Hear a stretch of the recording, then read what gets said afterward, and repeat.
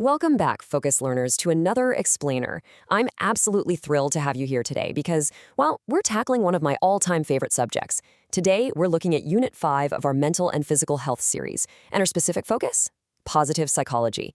You know, for the longest time, the broader study of mental health basically spent all its energy looking at what goes wrong in the human mind, the deficits, the disorders, all that distress. But this unit, it completely flips the script. We're going to systematically map out the fundamentals of positive psychology based directly on our source material, giving you a crystal clear, structured understanding of the science of what goes right.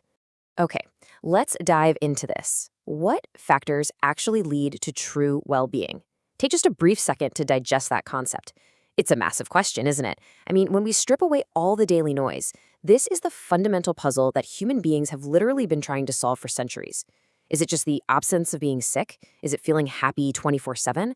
Well, as we'll see in the academic answers provided in our text, true well-being is highly structured and honestly deeply actionable. We aren't just taking wild guesses here. We're going to look exactly at how psychology measures and cultivates this state. Section 1, the positive psychology approach. Studying behavior and mental processes. So before we can talk about how to be happier or healthier, we've got to establish the foundational theory.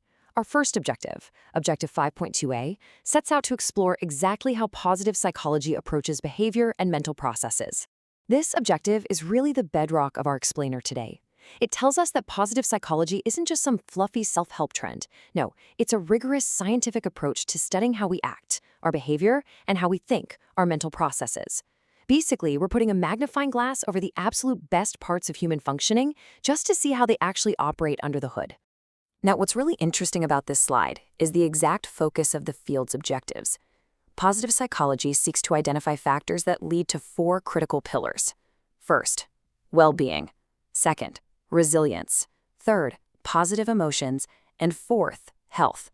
Let's just pace through those for a moment because they really represent the core goals of the entire field.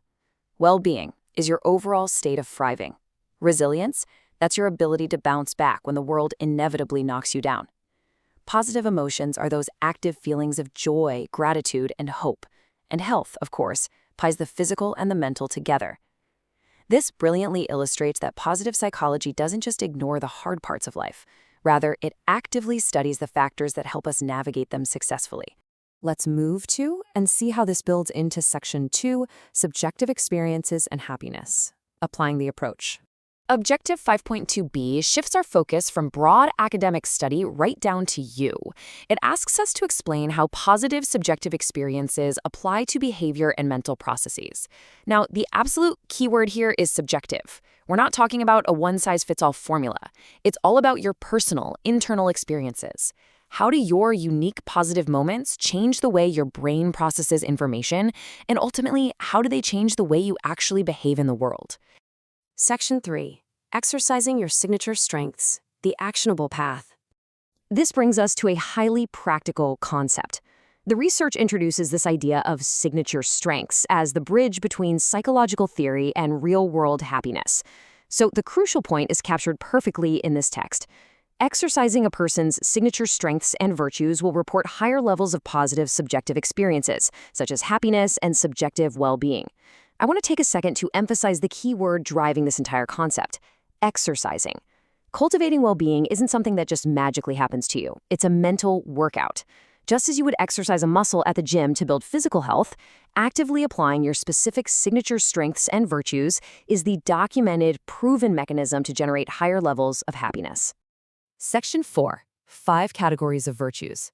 A classification framework. To successfully exercise our virtues, we need a clear menu to pull from. Let's look at the 5 essential categories of human virtue. First, wisdom. Second, courage. Third, humanity. Fourth, justice. And fifth, temperance. Take a deliberate pause to really absorb those. Wisdom, courage, humanity, justice, temperance. You know, these aren't just old philosophical words. According to the framework of positive psychology, these are the essential tools you literally have at your disposal.